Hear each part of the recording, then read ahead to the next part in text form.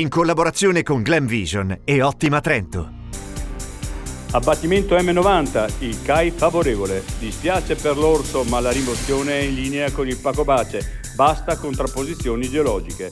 L'ISPRA chiarisce le ragioni del parere positivo e il suo ruolo nell'uccisione dell'orso dopo le polemiche e le minacce.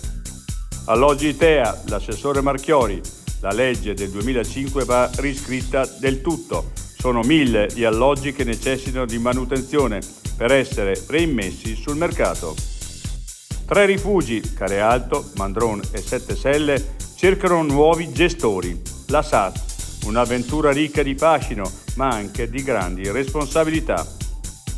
Anche il bellunese dice no alla diga del Vanoi. Chi vive sui territori non può essere ignorato. Il Vajont deve essere un monito. L'altra montagna. Neve artificiale, misura necessaria o accanimento terapeutico?